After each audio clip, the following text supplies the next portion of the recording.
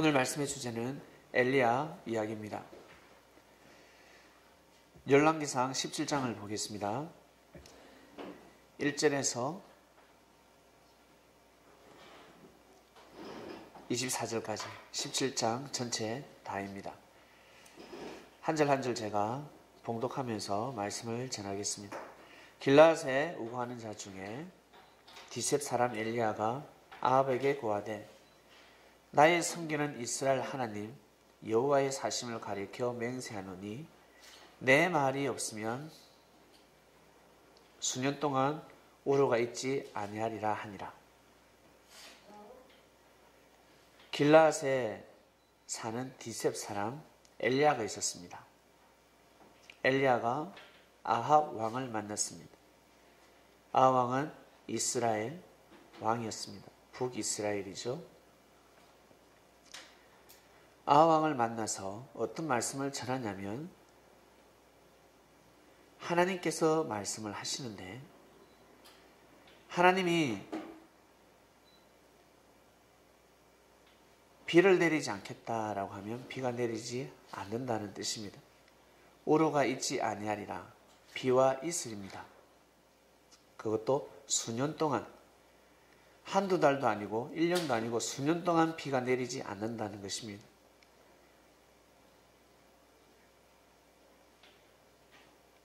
이 뜻은 이스라엘의 화가 닥쳤다는 것입니다. 왕이 결정을 잘해야 된다.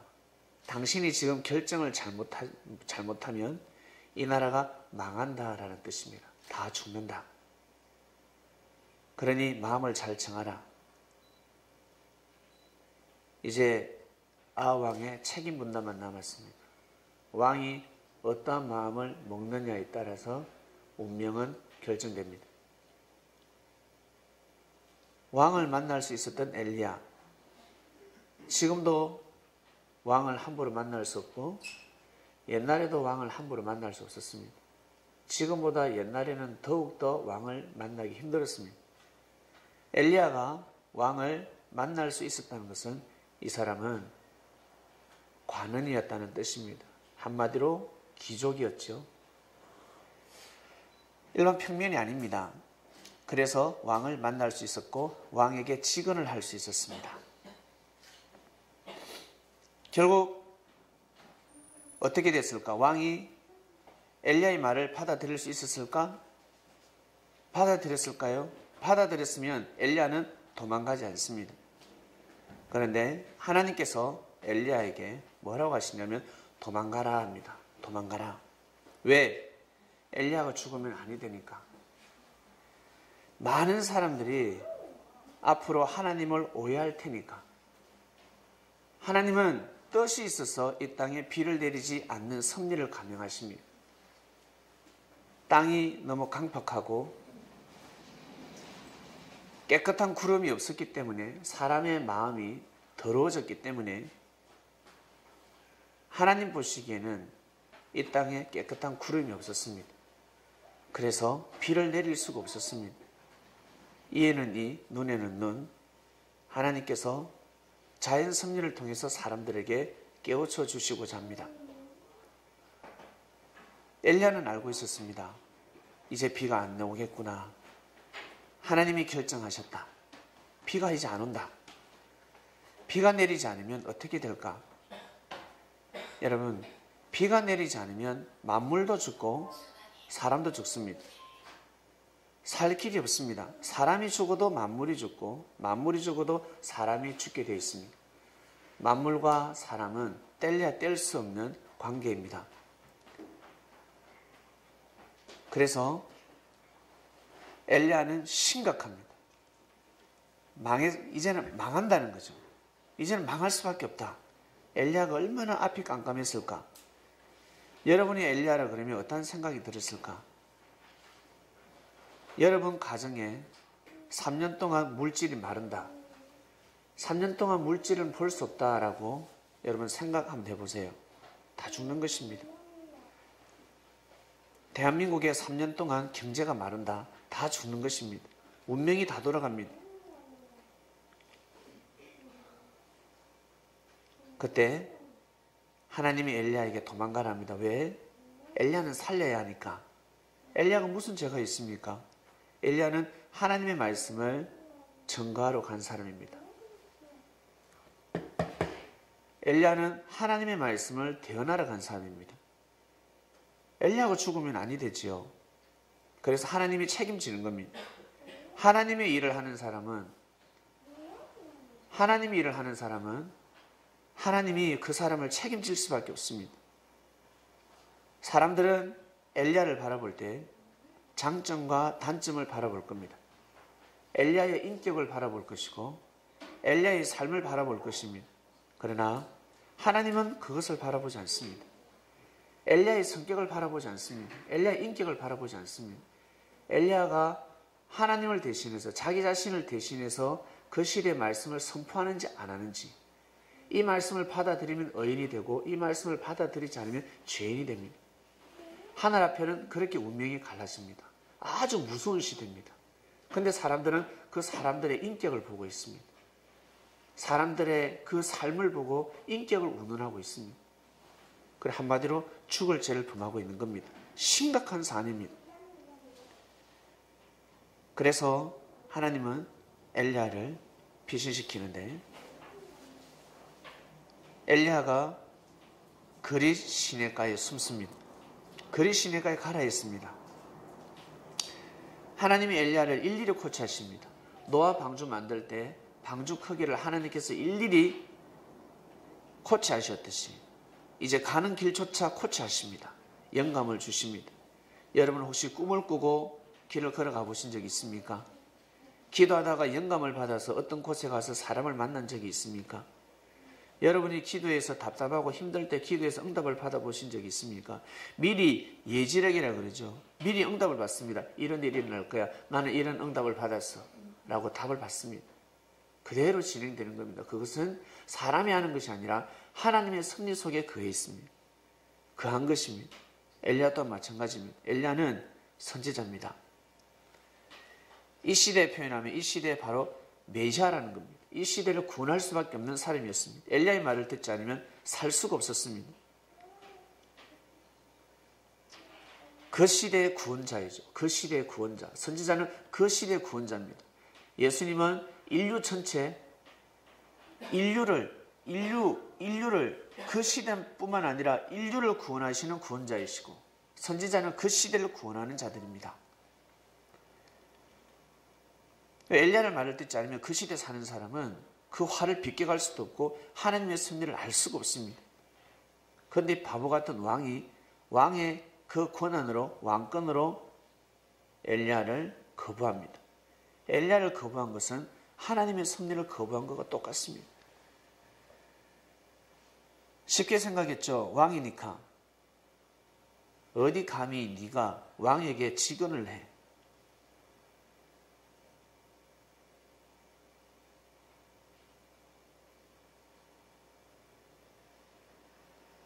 결국 엘리야는 하나님의 말씀을 듣고 동쪽으로 가서 요단아 그릿 시내가에 숨습니다. 그릿 시내가에 숨어 있는데 하나님 뭐라 하시냐면 거기서 그 물을 마시라. 뜻이 있겠죠. 그 물을 마시라는 것은. 그리고 내가 까마귀를 명해서 거기서 너를 먹이게 하리라 하였습니다. 까마귀를 통해서 먹이게 하리라. 엘리야는 하나님이 무섭다는 것을 알았기 때문에 하나님의 말씀을 믿을 수밖에 없었습니다. 저가 여호와의 말씀과 같이 하매 말씀을 믿고 실천했다는 것입니다. 요단아 그릿 시내가에서 머물고 까마귀들이 아침에도 떡과 고기를 가져왔습니다. 세상에 까마귀가 떡과 고기를 가져왔습니다. 그리고 저녁에도 떡과 고기를 가져왔습니다. 까마귀는 저녁에 날지 못합니다. 그런데 저녁에 후레쉬를 켰는지 이 무엇이 까마귀가 어떻게 그죠? 시력이 좋아졌는지 밤에 떡과 고기를 가져왔고 엘리야가 시내를 마셨다. 물을 먹었다는 것입니다. 땅에 비가 내리지 않으면 얼마 후에 그 시내가 마르니라 나와 있습니다. 이것을 보면 전지전능하신 하나님, 까마귀를 통해서 자연을 통해서 섭리하시는 하나님이라는 것을 알 수가 있습니다. 놀라운 일입니다. 대단한 일입니다. 그러나 그 시대를 몰라서 그렇습니다. 엘리야 시대는 지금부터 2800년 전입니다. 예수님 오시기 850년경입니다. 850년. 상당히 오래됐죠. 그 시대 문화를 보려면 이걸 풀 수가 없습니다. 그래서 성경 보는 관을 여러분 배웠지 않습니까? 이 까마귀가 무엇일까? 까마귀가 진짜 아침에도 저녁에도 떡과 고기를 가져왔을까?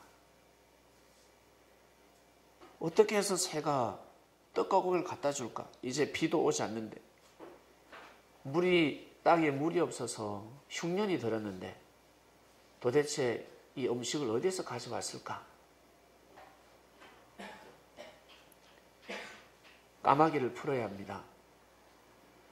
노아 시대 때 기억나십니까? 노아 홍수 심판 일어나고 나서 물이 빠졌는지 안 빠졌는지 제일 먼저 밖으로 날려보낸 새가 무엇이라고요?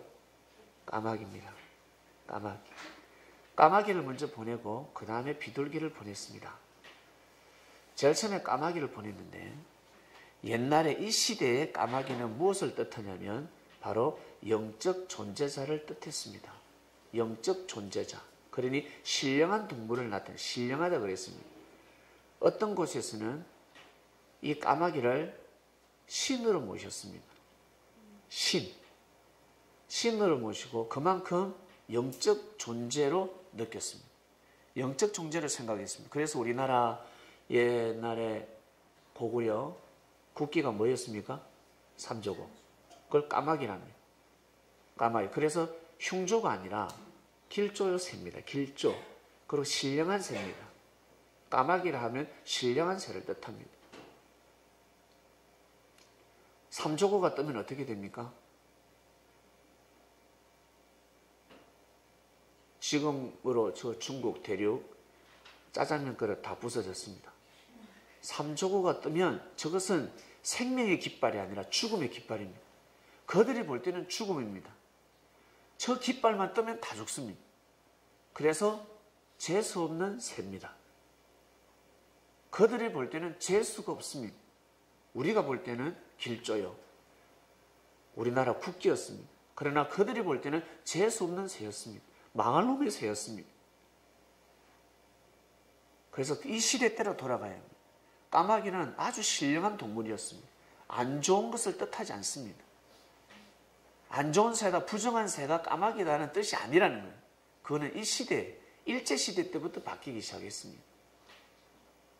우리나라는 그렇고 이 까마귀는 옛날로 이 시대 때로 800년 전, 그러니까 BC 850년경입니다. 이때는 이 까마귀는 영적 존재를 뜻했습니다. 까마귀라는 뜻은 큰 새를 뜻합니다. 시커멓고 큰 새를 뜻하는 것을 까마귀랍니다. 까마귀 엄청 크잖아요. 큽니다. 어떤 놈은 막 독수리 새끼같이 큽니다.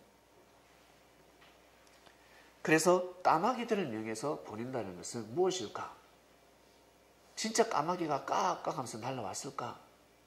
그래서 이 당시에 바로 가뭄이 들고 이때 종교가 있었는데 어떤 종교가 있냐면 바알신과 아세라 목상신이 있었습니다. 많은 신들이 있었지만 대표적으로 두드러지게 드러나는 두 종교가 있었는데 이스라엘이 볼 때는 우상이었죠. 하나님을 믿는 신이 아니라 여호와를 믿는 신이 아니었어요. 이들은 바알신과 아세라 목상신을 하나님이라 하였습니다. 이스라엘 백성들은 여호와를 하나님이라 하였고 엘리야는 여호와를 하나님이라 하였고 아합이나 아하왕이나 아하왕의 부인 이세벨은 바알신과 아세라 목상신이 하나님이라고 생각했습니다. 하나님을 믿었다는 겁니다.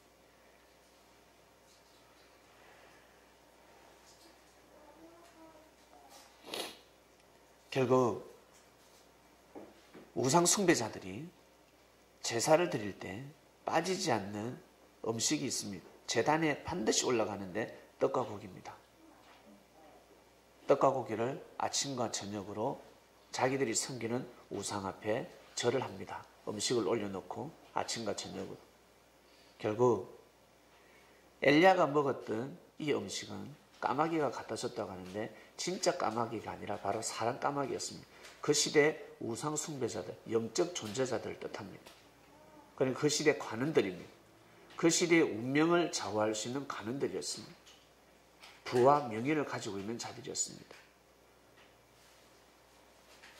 그들을 통해서 내가 너를 먹이게 하리라 했는데 알고 보니까 진짜 까마귀가 아니라 바로 우상 숭배 앞에 정성을 들인 음식이었습니다. 이 음식을 엘리야가 먹었다는 것입니다. 아침과 저녁을. 까마귀가 어떻게 해서 떡과 고기를 가져오겠습니까? 까마귀가 어떻게 해서 떡과 고기를 가져오겠어요? 어디에서? 그것도 하루 이틀도 아니고. 그리고 밤에는 까마귀가 날지 못합니다. 엘리야가 어디 있는 줄 알고 가져오겠습니까? 이적과 기적이 아니라는 것입니다. 사람이 가져온 이 자체가 이적과 기적, 은밀하게 역사하시는 하나님. 엘리야가 있는 곳에 하나님이 엘리야가 있는 곳으로 제사를 드리게 만들고, 그리고 엘리야가 그곳에서 이 음식을 먹게 됩니다. 왜? 살아야 하니까. 살아야 하니까. 결국 우상 숭배자들이 바로 까마귀들이었습니다. 까마귀, 영적 존재자들.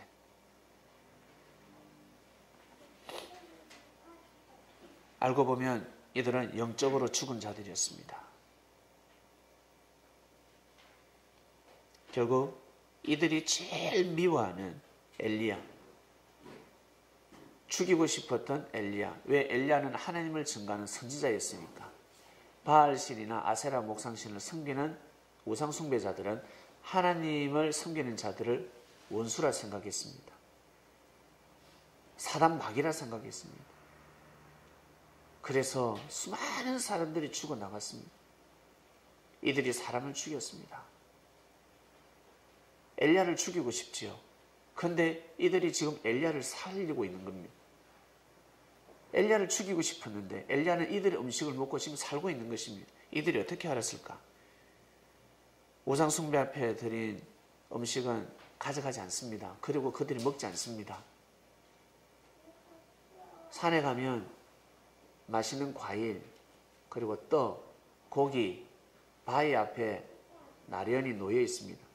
보셨습니까? 보신 적 있습니까? 저도 예전에 지방에서 산기도로 다닐 때 많이 봤습니다. 제 후배가 가서 사과도 가져오고 떡도 가져오고 친구가 있어요. 배고프다고. 저도 같이 먹었습니다. 제일 좋은 과일이 올라가지 않습니까? 제일 좋은 떡이 올라가고 제일 좋은 술이 올라가고 제일 좋은 고기가 올라갑니다. 왜? 조상한테는 잘해야 되고 신한테는 잘해야 되니까. 우리는 못 먹어도 신은 공경해야 된다. 신은 섬겨야 된다. 그래서 아침 저녁으로 제단을 드린 것입니다. 그러다 하나님이 엘리야에게 뭐라고 하시냐면, 엘리야야, 이제 일어나라. 이제 가자. 어디로요? 사르밧으로 가라. 사르밧으로 가라. 사르밧에 가면 거기에 내가 준비시켜 놓은 여인이 있다. 그런데 이 여인이 과부입니다. 과부. 미망인이죠. 남편을 여의고 혼자 사는 여인입니다. 과부에게 명하여 너를 공개하게 하였다. 공개가 무엇입니까? 음식을 대접하는 겁니다. 윗사람에게 음식을 대접하는 것을 공개라고 합니다.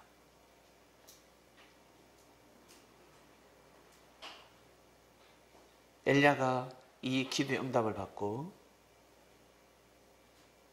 사르밧으로 들어갑니다. 들어갈 때 엘리야의 마음이 어떠했을까? 옛날에는 전쟁을 많이 했기 때문에 가부들이 많았습니다. 곳곳에 가부였습니다. 그래서 항상 아들을 남편처럼 여기면서 살아가는 가부들이 많았죠. 이 엘리야가 사르밧으로 들어가면서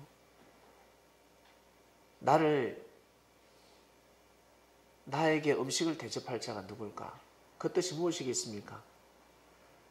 내가 거할 곳을 준비할 사람이 누굴까? 하나님의 뜻 있는 여인이 누굴까? 라는 마음을 가지고 들어갑니다. 누굴 준비시켜놨을까? 근데 성문 어귀에 한 여인이 나뭇가지를 줍고 있습니다. 딱 보니까 엘리야가 바로 알았죠. 아, 저 여인이구나. 딱 보면 압니다. 여러분들도 딱 보면 알지 않습니까? 저 사람은 전도해야 되겠다. 저 사람에게 복음을 전해야 되겠다. 이 사람은 아니야. 딱 보면 압니다. 엘리야가 모르겠습니까? 보니까 저 여인이구나. 야, 어떻게 성문 어귀까지 하나님이 보내주셨을까? 기가 막히다. 하루도 굶지 않게 하시네. 바로 만나게 해주셨네. 부릅니다. 여인이여, 예? 나에게 물을 좀 줄 수 있겠어? 나 목이 참 마르어. 물 좀 주시오.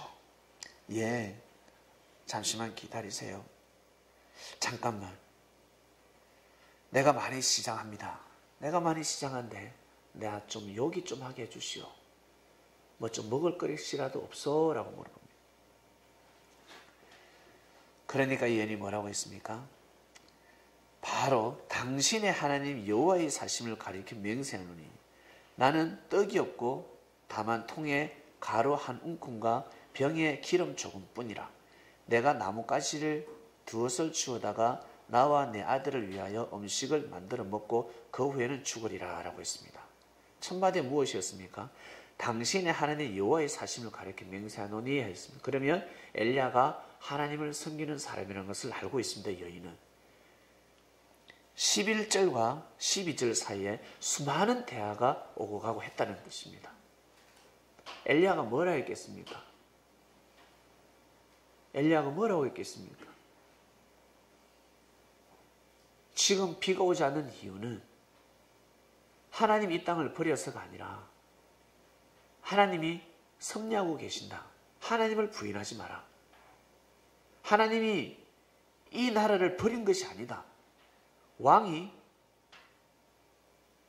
종교개혁을 단행했고 여호와 하나님 제단을 땅으로 내렸고 바알신과 아세라신을 하늘로 올렸다. 이에 하나님이 노하셔서 흉년이 들었다.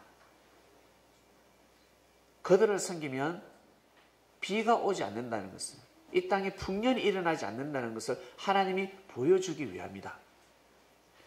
풍년이 들면 바알신과 아세라 목상신을 섬기는 것이 맞구나. 저 신을 섬기는 것이 맞구나. 무지한 백성들이 따르기 때문에 하나님이 지금 섭리를 하고 계시는 거다. 그러니 오해하지 마라. 하나님이 너희들을 버린 것이 아니다. 내가 얼마 전에 아왕을 만났다. 하나님이 나한테 말씀하셨다. 왕한테 가서 구하라. 나 만군의 여호와를 버리면, 나를 믿지 않고 우상을 숭배하면 내가 비를 안 내린다고 이야기하라. 내가 증인이다. 내가 받았다. 그 말씀을 받았다. 내가 받아서 너무 잘한다. 그러니 여인이여, 하나님을 섬기도록 하라. 어렵고 힘들더라도, 먹고 살기 힘들더라도 하나님을 절대 부인하지 마라. 하나님이 지금 섭리를 하신다. 때가 되면 비를 내린다. 절대 굶어 죽지 않는다. 여호와를 경외하라. 라고 엘리야는 이 여인에게 말씀을 전했습니다. 자기가 왜 이곳에 왔으며 자기의 사명이 무엇인지, 내가 무엇을 하러 이 시대에 여기에 왔는지 라는 것을 가르쳐 줬습니다. 그러면서 하는 말,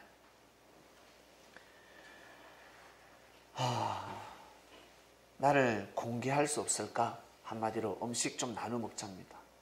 나 배가 고픈데 요기할 수 있게 해주시오. 그러니까 뭐라고 합니까? 드릴 것이 없습니다. 대접하고 싶은데 드릴 것이 없습니다. 병에 기름이 쪽 통에 가루가 조금. 지금 내가 이 우물가에 온 것은 나뭇가지를 주워서 씻어서 개떡 만들어 먹고 마지막으로 이 음식을 먹고 이제는 죽을 날만 기다려야 됩니다. 이제는 더 이상 살 길이 없습니다. 이때 엘리야가 두려워 말라. 여인이여 두려워 말라. 네 말대로 하려니와 먼저는 그것으로 나를 위하여 작은 떡 하나를 만들어 내게 가져오고 그 후에 네 아들을 위하여 만들라. 먼저 그의 나라와 그 의를 먼저 구하라 라고 했습니다. 내가 그 의를 가지고 왔으니 나를 믿어주고 나와 같이 나눠 먹자. 내가 살아야 너희들이 살 수가 있다 라고 이야기하는 겁니다. 이 여인은 엘리야의 말을 받아들입니다. 엘리야를 믿게 됩니다. 먹고 살기 힘든데, 너무 힘든데, 여러분 정말 힘들 때, 경제가 힘들 때 사람들에게 베풀어 보셨습니까? 형제와 같이 밥을 나눠 먹고, 형제가 배가 고플 때 나눠 먹고, 물질이 없을 때 인색하지 아니하고 마음의 부자가 되어서 삶을 한번 살아보셨습니까? 어떻게 되던가요? 더 힘들어지던가요? 아니면 길이 열리던가요? 진짜 힘들고 어려울 때, 힘들고 어려울 때, 나 경제가 너무 힘들고 어려울 때, 1,000원이면 1,000원, 10,000원이면 10,000원, 교회 11조 해보셨습니까? 감사한금 한번 해보셨습니까? 경제가 어떻게 되던가요? 묘하게 풀어집니다. 사람들은 말을 합니다. 내가 예전에 교회에 11조도 헌금도 많이 하니까 그 교회에서 목사가 부정부패를 이끌고 그리고 절에다가 내가 시주를 엄청나게 했는데 스님이 불법을 행하고 나 사기당했다. 헛일이었어. 라고 말을 하는 사람은 섭리를 모르는 사람입니다. 하늘은 그 물질이 어디에 쓰여지는지 보지 않습니다. 그 마음을 봅니다. 네가 어떠한 마음으로 그 물질을 하늘 앞에 드렸는지. 사람한테 주는 것이 아닙니다. 사람한테 주는 것 같지만 하늘 앞에 드리는 것입니다. 물질이 자기 것이라고 생각하니까 사람한테 준다고 생각합니다. 절대 그러지 않습니다. 물질을 아는 사람들은 그러지 않습니다. 물질에 불을 누리는 사람들, 큰 회사를 경영하는 사람들은 물질의 흐름을 압니다. 그래서 꼭 써야 되는 곳에 반드시 그 사람들은 쓰게 되어 있습니다. 그래서 그 큰 경제의 부를 누리게 되는 것입니다.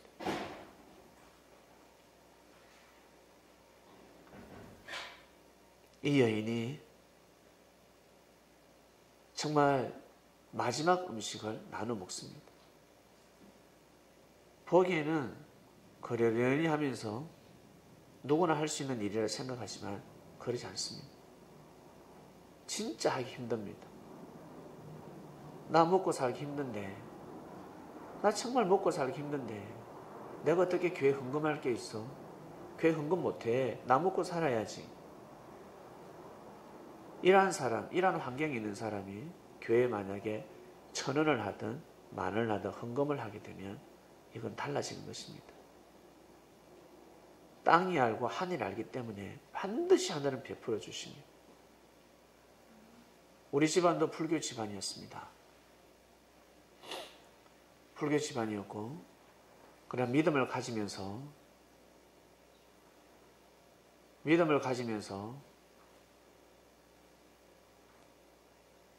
하늘 앞에 헌금을 해보았습니다.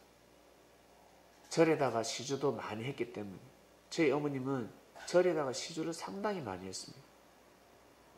그런데 이제 개종을 하고 믿음을 가지면서 교회도 헌금을 하기 시작하셨습니다. 그랬더니만 정말 축복해 주셨습니다. 지금까지 축복해 주고 있습니다. 할 수 없는 상황에서 했습니다. 그래서 지금도 꼬박꼬박 하늘 앞에는 하세요. 정말 다 무너질 수밖에 없는 그럼 위기에서도 모든 기회가 다시금 기회가 주어지고 또 경제가 풀어지고 생각 그 이상으로 우리의 생각 그 이상으로 하늘은 축복하는 걸 보셨습니다. 축복하는 것을 보았습니다. 정말 맞구나. 사람한테 베풀어도 그 사람이 웬만해서는 배반하지 않는데 하늘은 절대 배반하지 않습니다.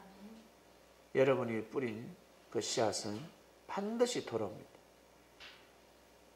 신앙생활 하다 멈추더라도 교회를 다니다가 믿음을 멈추고 절에 다니다가 멈췄습니다. 절에 하는 것도 시주하는 것도 다 하늘 앞에 하는 겁니다. 하나님 앞에 하는 겁니다. 지나가는 사람 동냥을 한번 해주더라도 진짜 불쌍한 사람들 동냥해 주는 거 있죠. 그런 사람들 동냥해 주는 것도 하늘 앞에 하는 겁니다. 내가 믿음 생활 하다가 교회에서 이제 교회를 안 다닙니다. 근데 그 전에 헌금을 많이 했어요. 교회 안 다니면 그 돈이 아깝지. 저 헌금 교회에서 받을 수 없을까? 이런 순간 다 날아갑니다. 그 정성은 다 날아가고 돈도 못 받습니다. 근데 하늘 앞에 한 거야. 나 미련 없어. 나 아깝지 않아. 이런 마음을 가지면 그 정성이 자신에게 다시 돌아오고 자신이 아니면 자기 가정에게 돌아오고 자녀한테 돌아갑니다. 그 축복은 반드시 돌아가게 되어 있습니다. 마음을 어떻게 먹느냐에 따라서 축복의 운명이 좌우되는 것입니다. 이 여인은 평소에 잘 베푸는 여자였습니다. 베품이 깊은 여성이었습니다. 베풀었습니다. 그것도 누구한테 베풀었습니까? 지나가는 나그네가 아니라 선지자한테. 거실에 생명권을 쥐고 있는 사람한테 음식을 베풀었습니다. 앉지. 앉아라.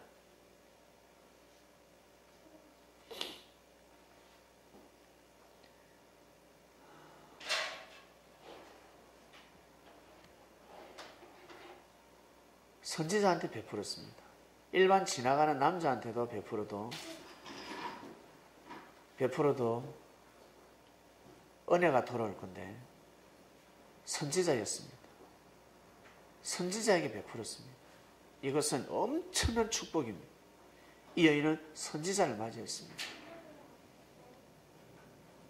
이 한 번 베푼 이 음식이 과연 어떻게 될까? 한마디로 지나가다가 복권 하나 샀는데 당첨된 것과 똑같습니다. 1,000원밖에 없는데 1,000원으로 끌었는데 세상에 로또가 당첨이 됐습니다. 평생 보장이 되는 겁니다. 엘리야 자기가 못 먹어도 이 여인을 살리지 않겠습니까? 선지자는 그렇습니다. 사꾼 목자는 그러지 않습니다. 사꾼 목자는 자기가 살지 절대 이 여인을 살리지 않습니다. 그러나 진정한 목자는 자기가 죽어도 이 여인을 살립니다. 왜? 힘들고 어려울 때 믿어줬으니까. 믿어줬기 때문에 그렇습니다. 진심으로 믿어줬습니다. 마음보가 다른 것입니다. 그러면 이 여인은 끝까지 믿어주게 되어 있습니다. 안 봐도 압니다. 이 여인은 끝까지 갈 수밖에 없습니다. 왜? 사심으로 한 것이 아니니까. 사심으로 베푼 것이 아니니까. 결국 어떻게 성경에 보면 끝까지 이 여인을 축복받았습니다. 근데 반면에 이 집 주모, 이 여인은 세대로 살았으니까 이 집 주모는 어떻게 해요? 아들이 죽는 저주를 받습니다. 여기 엘리야에게 두 여인이 나옵니다.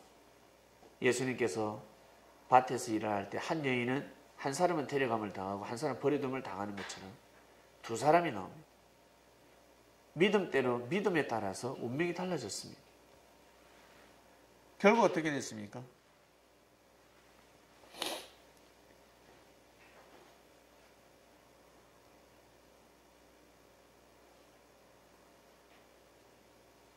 이스라엘 하나님 14절입니다. 이스라엘 하나님 여호와의 말씀이 나 여호와가 비를 지면에 내리는 날까지 그 통의 가루는 다하지 아니하고 그 병의 기름은 없어지지 아니하리라 하였습니다.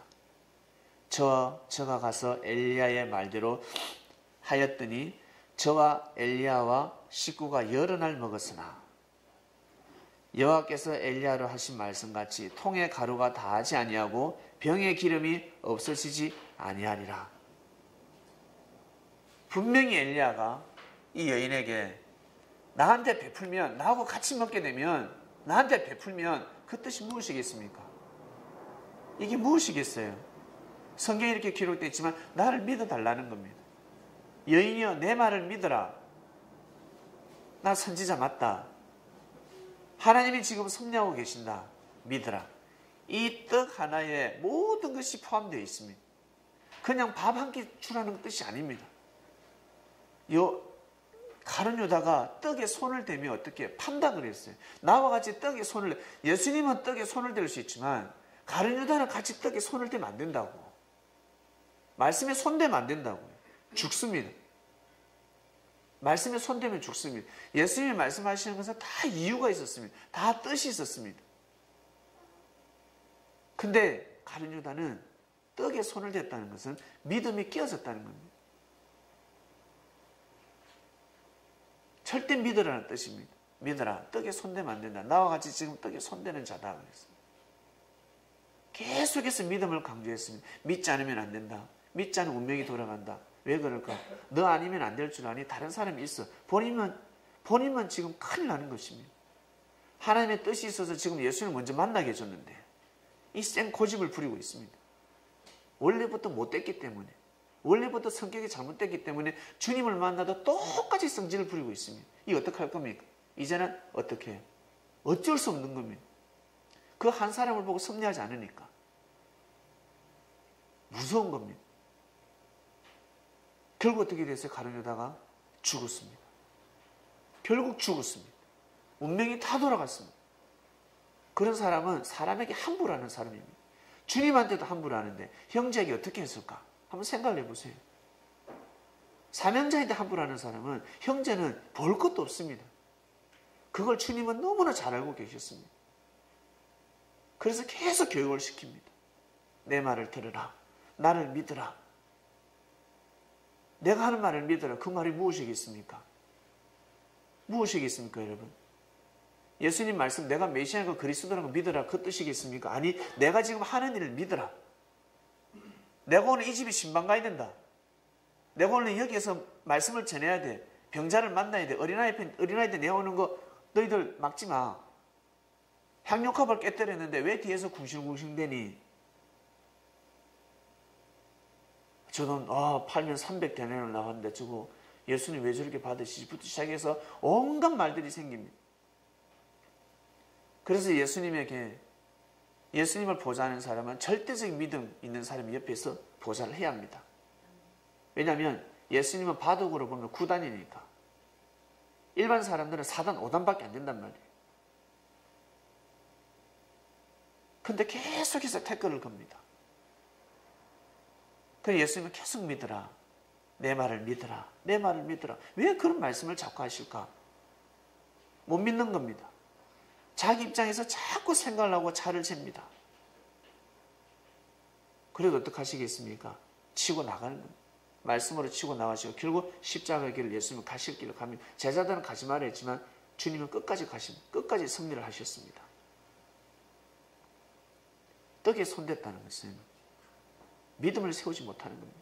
예수님을 믿지 못한다는 겁니다. 믿음이 깨어졌다는 겁니다. 여기에서 떡을 공개하라는 것이 무엇이겠습니까? 이것이 하나의 사건에 불과하지만 엘리야를 믿어달라는 것입니다. 나를 믿어라. 믿어주게 되면 이 여인이 어떻게 될까? 어떻게 될까요? 이 여인 집에, 믿지 않는 여인 집에 엘리야가 왜 있겠습니까? 예? 밥 한 끼 먹고 밥 한 끼 갖고 다른 데 가지. 이 여인은 나를 절대 믿어준 여인이라는, 네가 나를 믿어줘야 될 여인이다. 하나님이 나한테 계시를 줬는데 준비시켜놨다 그랬다. 그 여인이 바로 네다. 그러니 감당해라. 이 여인은 결국 믿었다는 것입니다. 이 성경은 함축적으로 기록되어 있습니다. 엘리야를 절대 믿어줬습니다. 비가 오는 날까지, 비가 언제 왔어요? 3년 6개월 뒤에 왔습니다. 3년 6개월 뒤에 그때까지 통에 가루와 병의 기름이 없어지지 아니하였다면 경제가 돌아갔다는 겁니다. 먹고 살았다는 겁니다. 섭리를 만나서 경제가 힘든 사람이 있습니까? 절대 죽지 않습니다. 다 이겨나갈 수 있고 먹고 지내고 경제를 주관할 수 있습니다.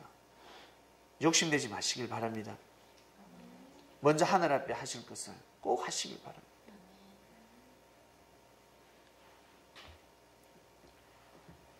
형제 앞에 하실 걸 하시고 얼마나 좋아요. 인색하게 살지 마시고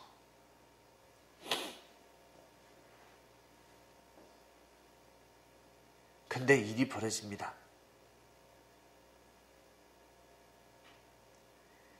이렇게 해서 이 여인이 가는 집에서는 너무너무 좋아요. 혼인잔치가 일어났는데 세상에 그 집 주모가 뭡니까?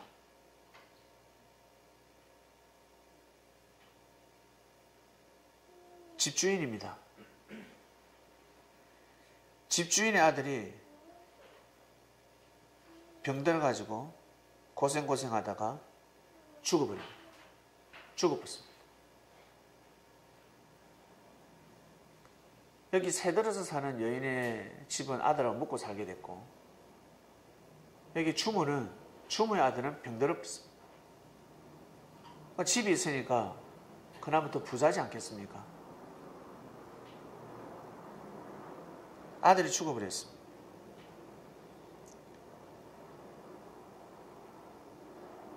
이 여인이 엘리야에게 뭐라고 했습니까? 하나님의 사람이여 당신이 나로 더불어 무슨 상관이 있기에 내 죄를 생각나게 하려고 또 내 아들을 죽게 하려고 내게 오셨나이까? 엘리야는 복음을 전하지 않겠습니까? 엘리야가 사르밧에 거하면서 무슨 일을 했겠습니까? 사르밧 온 동네를 돌아다니면서 하나님의 복음을 전하지 않았겠습니까? 사람들은 자연의 현상을 보고 하나님을 의심하고 하나님을 부인하게 되어 있습니다. 믿음이 깨어지는 겁니다. 왜? 비가 안 오니까. 씨를 뿌렸는데 풍년이 안 되니까. 먹고 살기 힘드니까. 다 투덜대기 시작합니다. 자연을 보고 하나님을 부인하고 있습니다. 여호와는 하나님이 아니야. 우리가 이렇게 정성을 들이고 기도를 하는데 왜 응답이 일어나지 않을까? 왜 먹고 살기 힘들까? 너무너무 힘들다. 하나님이 계시면 도와주셔야지. 의심하고 있는 자들에게 가서 말씀을 전했습니다. 이 땅은 아브라함의, 이삭과 야곱의 하나님 땅 아니냐? 우리는 그 여호와를 믿어야 하는데 이들이 왕이 못 믿게 했고 결국 하나님의 복음을 전하는 선지자들이 다 죽었다. 우상으로 가득하다. 이 땅에 깨끗한 구름이 다 사라졌다. 그래서 하나님이 3년 동안 비를 내리지 않는다 했다.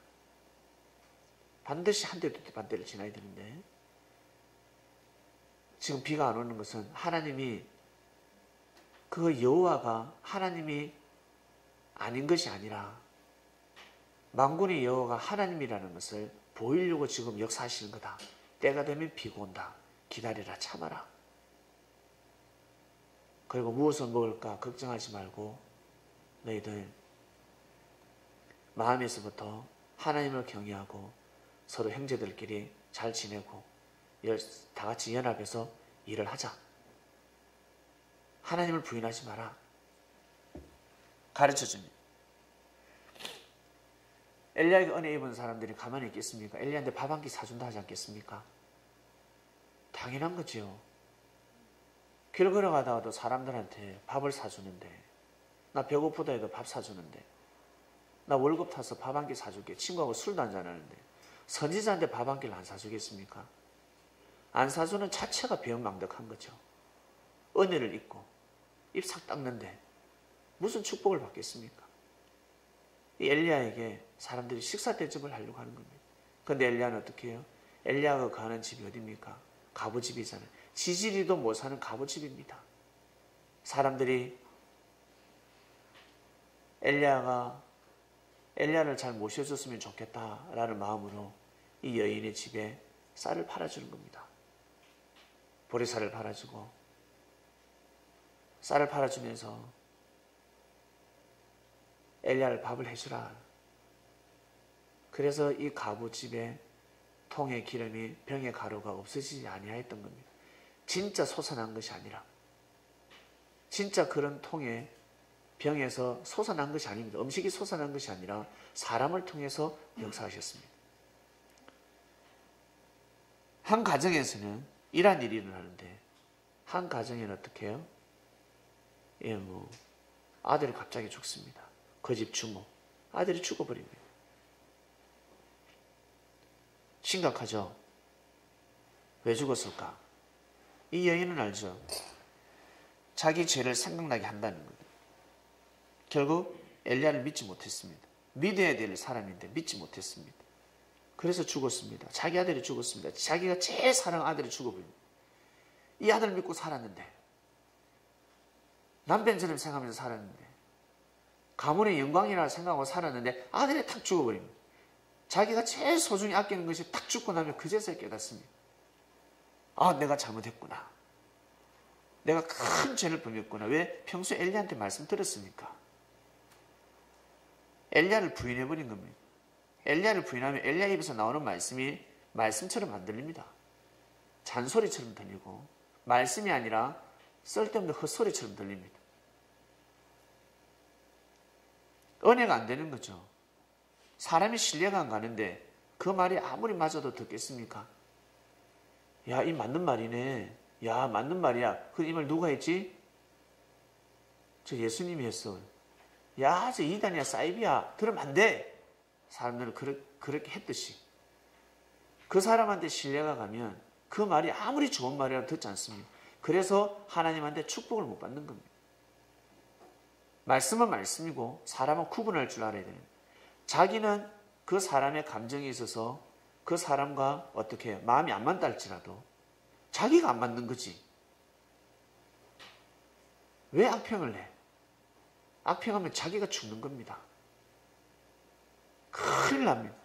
사람들은 못 모르고 악평하고 있습니다. 자기 마음이 만들면 악평하고 있습니다. 큰일 날 일입니다. 자기뿐만 아니라 자기 가정이 자칫 잘못하면 몰락할 수 있습니다. 어떡할 겁니까?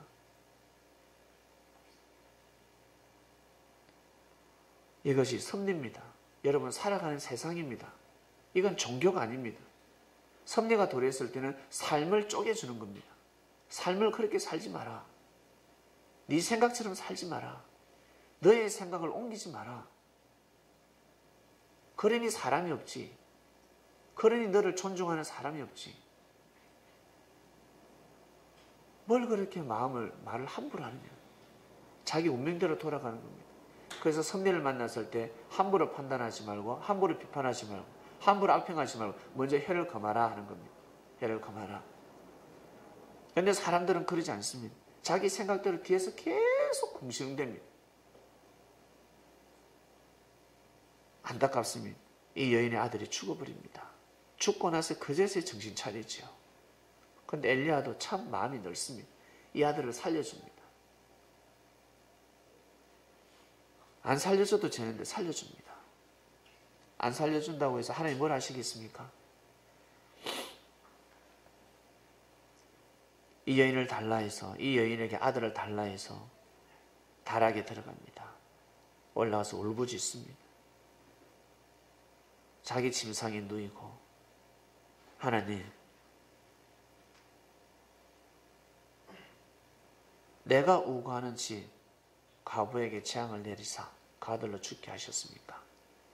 이 아들을 살려주세요. 그리고 이 여인 죄를 사해 주시옵소서. 그 아이 위에 몸을 3번 펴서 엎드리고 여호와께 부르짖었습니다. 이 아이의 혼이 몸에 돌아오게 하소서. 여기서 이 혼은 영혼입니다.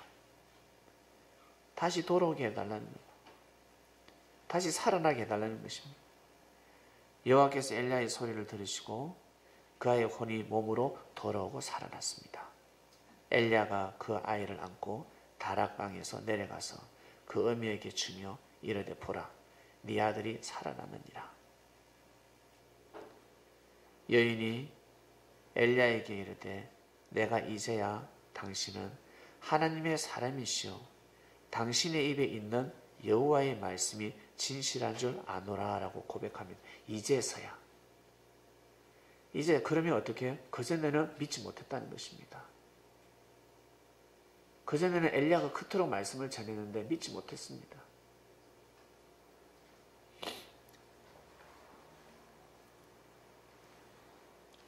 그러다 엘리야가 이제 많은 날이 지나죠. 1년, 2년, 3년, 3년째입니다. 3년 6개월 정도 됐을 때입니다. 그때 하나님이 다시 말씀이 떨어집니다. 엘리야야, 아합한테 가서 이야기하라. 내가 이제 비를 지면에 내리리라. 이제 비를 내릴 때가 됐다 하였습니다.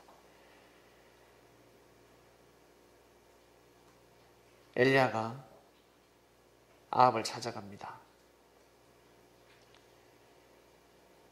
아합한테는 대신이 있었는데 오바다가 있었습니다. 이 오바다는 하나님을 경외하는 자입니다. 이세벨이가 아합 왕의 부인이죠.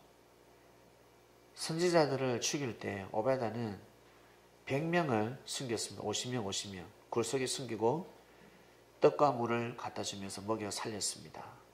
그만큼 오바다는 하나님을 경외하는 사람이었습니다.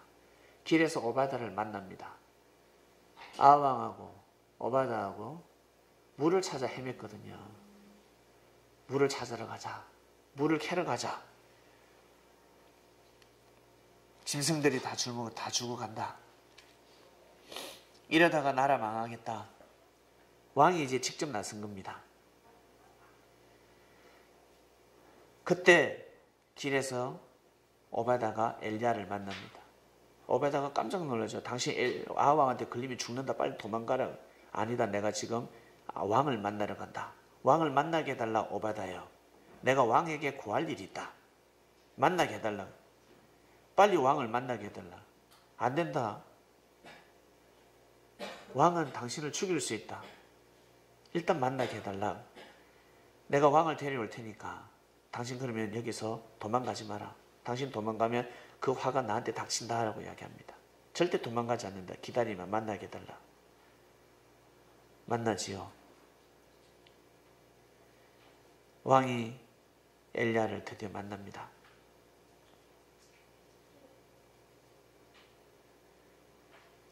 엘리야를 보자마자 뭐라고 합니까? 너 때문에 지금 이스라엘이 살기 힘들다. 이 땅을 네가 왜 이렇게 괴롭게 하느냐?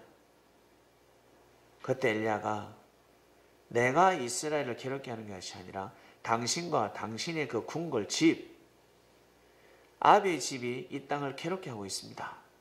정신 차리세요. 바알을 빨리 쫓아내세요. 왜 우상을 받아들입니까? 이 아합 왕은 이세벨 공주 손에 놀아났습니다. 치마폭에 놀아나고 있었다는 것입니다. 그러면서 이 엘리야가 왕에게 왕이시여 진짜 하나님이 누군지 보이겠습니다. 여호와가 하나님인지 바알과 아세라가 하나님인지 대결하게 해주세요. 바알 선지자 450명과 아세라 선지자 400인을 갈멜산으로 불러주세요. 그리고 백성들 보는 앞에서 누가 진짜 신인지 아브라함, 이삭, 야곱의 그 하나님 여호와가 하나님인지 아니면 바알과 아세라가 하나님인지 대결하게 해주세요. 분명히 나한테 하나님 말씀하셨습니다. 비가 이제 내린다 그랬습니다. 하나님 이 땅에 비를 내린다 하였으니 그때가 왔으니 만나게 해주세요. 3년 6개월 동안 비 안 오지 않았습니까? 바알은 풍요의 신인데 바알과 아세라 신 앞에 그토록 정성을 들이고 제단을 드리고 기우제를 드렸잖아요. 그래도 비가 안 왔잖아요. 3년 6개월 동안. 그러면 그들이 섬기는 신, 그들의 신은 하나님이 아닙니다. 우상입니다. 우상. 이 땅은 아브라함의 하나님, 이삭의 하나님, 야곱의 하나님의 땅입니다. 모세가 우리 민족을 이끌고 나왔고 여호수아가 가나안 땅을 점령해서 살아가는데 이 땅에서 무슨 우상 숭배입니까? 분명히 말씀하셨습니다. 우상을 받아들이면 하나님으로부터 받은 축복을 다 빼앗긴다고 분명히 모세와 여호수아는 말씀을 선포했습니다. 근데 왕이시여, 왜 다 된 밥에 재뿌립니까? 왕이 우상을 받아들이니까, 왕이 정신을 못 차리니까 이 백성이 지금 백성들이 추국하지 않습니까? 국가가 위태롭습니다. 그러니 빨리 이거 정리합시다. 왕이 오케이, 알았다. 갈멜산에서 보자. 데려왔습니다. 선지자들 왔습니다.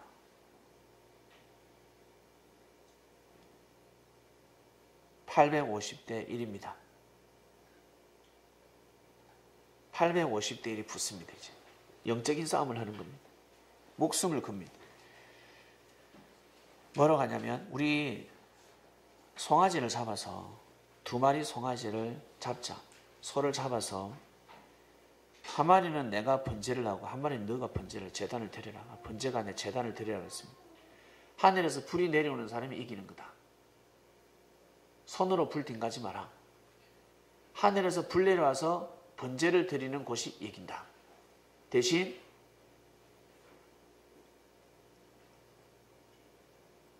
하늘에서 불을 내리지 못하면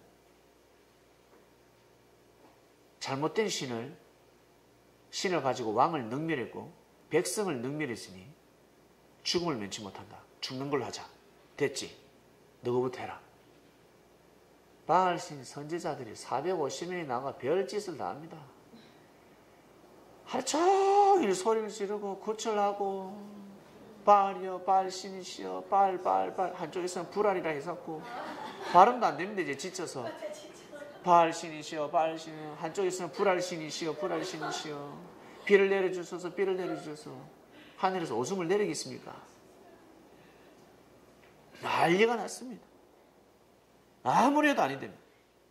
그때 엘리야가 뭐라고 합니까? 그들에게 큰 소리를 지릅니다. 야, 더 크게 질러라. 소리가 작다. 안 들린다. 더 크게 질러라. 지금 너희 신이 묵상하고 있는갑다. 묵상. 잠깐 나갔는갑다. 까지 이야기해요. 마실 갔는갑다. 너 신이 어디로 갔노? 저 달나라로 갔나? 라고 그래요. 빨리 오라 해라. 빨리 오라 해라. 빨리. 자는갑다. 전하, 너 신이 졸고 있다. 지금 빨리 깨워라. 27절 보세요. 이 골 때리는 이야기를 합니다. 27절에. 존다 지금. 빨리 깨워라. 더 크게 소리 질러라. 소리 질러라고 난리가 났습니다. 그러니까 이 사람들은 어때요? 열받아가 더 큰 소리 지르고 몸에 피를 내고 난리가 났습니다. 왜? 이 죽게 생겼거든요. 큰일 난 겁니다. 아무리 소리를 지르도 하늘에서 불이 내리지 않습니다. 응답하지 않습니다. 다 힘이 다 빠졌습니다. 그들을 물리고 이제 엘리야 차례입니다. 나온나 이제 내가 할게. 엘리야가 제단을 쌓습니다. 이스라엘 12지파가 무너졌기 때문에 12지파를 상징하는 12돌을 취하고 야곱의 하나님, 아브라함의 하나님, 이삭의 하나님, 야곱의 하나님의 제단을 만듭니다. 송아지에 각을 떠서 자 위에 올려놓고 나무를 밑에 놓고 도랑을 쫙 파서 물을 쪼르륵 붓습니다. 그 제단을 만들 때 마음과 뜻과 목숨을 다해서 기도합니다. 하나님, 이제 응답하실 때가 됐습니다. 이제 응답하소서. 아브라함의 하나님, 이삭의 하나님, 야곱의 하나님, 이스라엘의 진정한 하나님이라는 것을 보여주소서. 여호와여 나타나소서. 저는 지금까지 하나님이 시킨 대로 다 했습니다. 그러니 불을 내려주셔서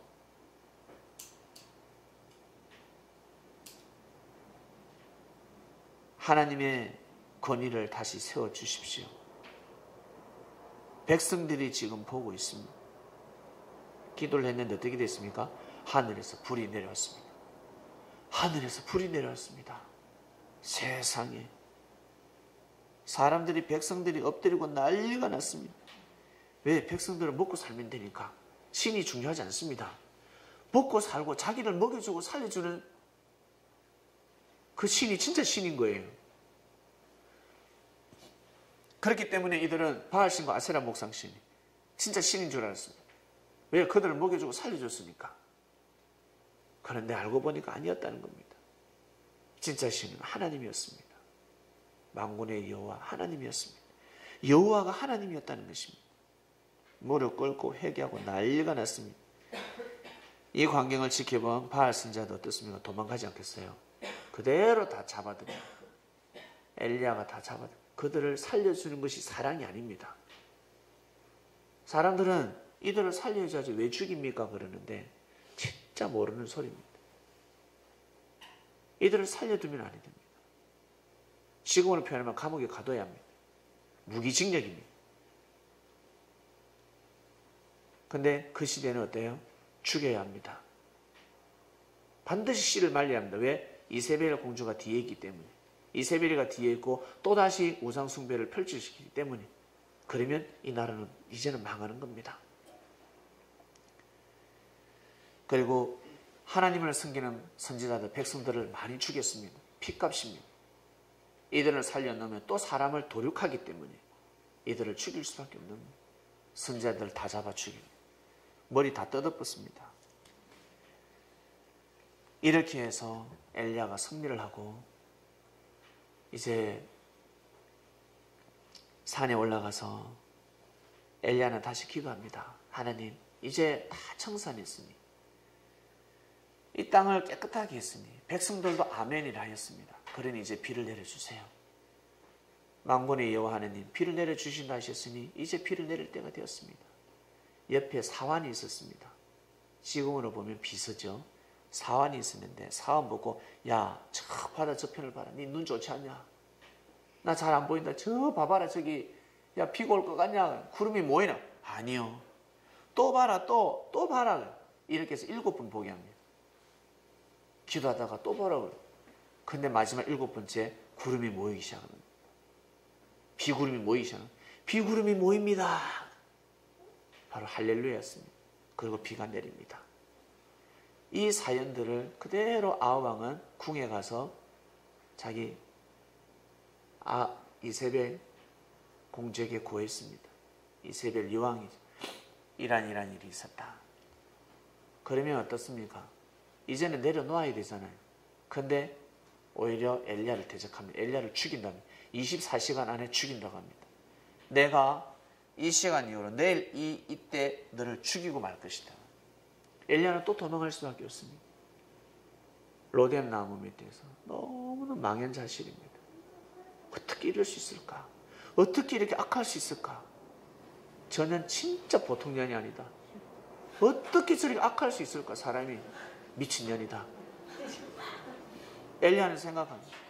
하나님 도저히 안 되겠습니다. 엘리야는 생각이 깊어집니다. 더 이상 이스라엘에게서는 복음을 전할 수가 없는 겁니다. 할 수가 없는 겁니다. 할라 해도 할 수가 없는 겁니다. 그래서 모든 마음을 내려놓습니다. 해도 안 되니까. 하나님은 어떻습니까? 이제 엘리야가 할 도리를 다 했으니 누구를 준비합니까? 엘리사를 준비하고 있었습니다. 엘리사는 더 강한 자였습니다. 결국 하나님이 엘리야에게 뭐라 하십니까? 엘리야야, 이제 가서 엘리사에게 기름을 부어주라 라고 합니다.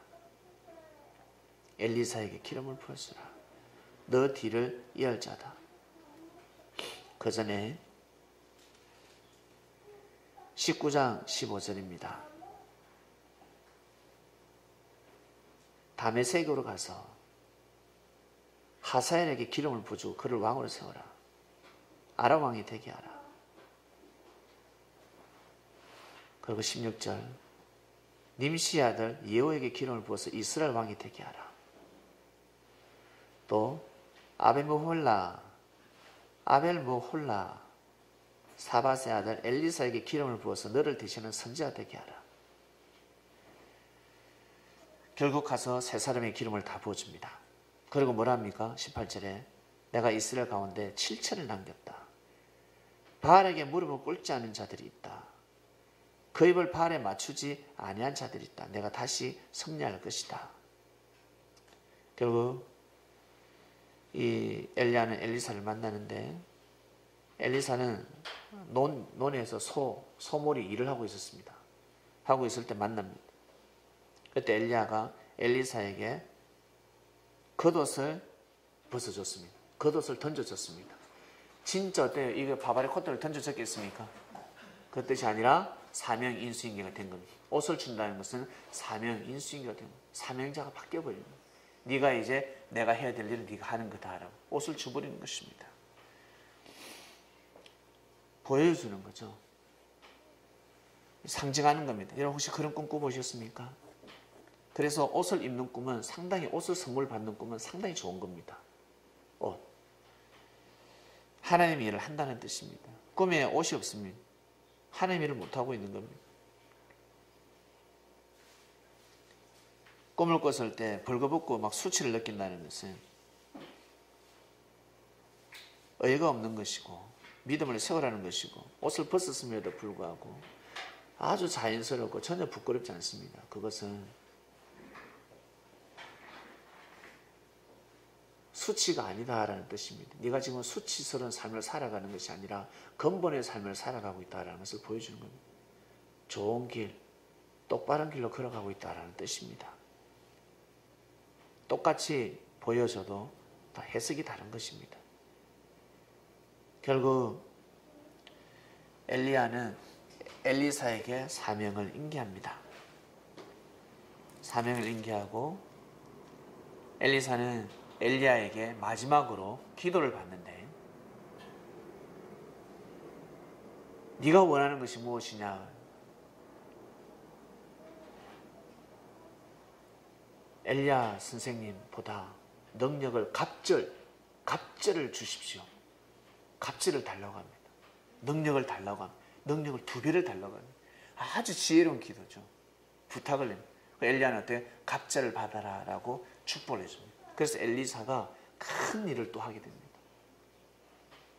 여러분 엘리사라 그러면 잘 알지 않습니까? 나아만 장군, 문둥병의 그 아람 왕의 장군이 엘리사에게 찾아와서 문둥병 고침을 받습니다. 사명이 바뀌어버렸습니다. 엘리야에서 엘리사로 넘어갔습니다. 이것이 바로 엘리야 이야기입니다. 엘리야는 평소에 하나님을 경외하는 자였습니다. 갑자기 하나님 말씀이 내려온 것이 아닙니다. 하나님을 경외하는 자였고 이스라엘이 잘 되길 바랬고 결국 구하는 자에게 내려오는 겁니다. 그래서 엘리야가 그 말씀을 받아서 왕한테 전했는데 왕은 받아들이지 못했습니다. 못 받아들였습니다. 옛날에는 왕이 진짜 왕이었지만 이 시대의 왕은 누굽니까? 여러분 이 시대의 왕은 백성입니다. 백성. 말씀이 백성에게 전파되는 겁니다. 백성들에게 말씀이 갑니다. 근데 자기 생각이 왕이다 보니까 말씀을 못 받아들입니다. 왕을 나무랄 것이 아니라 왕이 정치를 왜 저따위 식으로 하지? 그렇게 말하는 사람들 있죠. 대통령 저 머리 썩었다. 좋은 면을 자꾸 이야기하지 않고 나쁜 면만 이야기하는 경우 있습니다. 그런 사람이 왕 되면 나라 말아먹습니다. 왕이 아무나 되는 줄 아세요? 그런 사람이 대선에 출마해 보세요. 표 찍어주는가? 자기 가족 친척밖에 안 찍어줍니다. 대통령은 하늘이 내는 겁니다. 근데 사람들은 함부로 판단합니다. 그것이 바로 사람들의 생각입니다. 하늘의 왕을 세우면, 대통령을 세우면, 지금 대통령 누굽니까? 박근혜 대통령 아닙니까? 세우면 믿어줘야 됩니다. 믿어주고 끝까지 믿어주고 잘해라 응원을 해줘야 됩니다. 근데 계속 못하는 거 파고들잖아요. 못하고 파고드는 겁니다. 그래서 발전이 없는 겁니다. 섭리사는 절대 그러면 아니 됩니다. 섭리는 여러분 진짜 주님이 역사하시는 것입니다. 말씀을 들어보면 압니다. 그래서 말씀을 중심해서 형제를 모셔주고 섬겨주고 또 한 번 더 이해하려고 그래요. 자기 생각을 내려놓고 그래야 여러분 개개인이 발전이 있습니다. 아왕이 엘리야가 아왕한테 가서 말씀을 전했듯이 시대가 바뀌었습니다. 이제는 백성이 왕이라 하였습니다.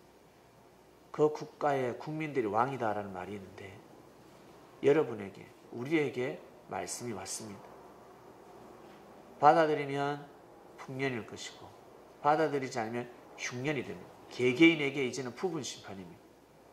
부분적인 인생에서 부분적인 심판을 감행하시는 겁니다.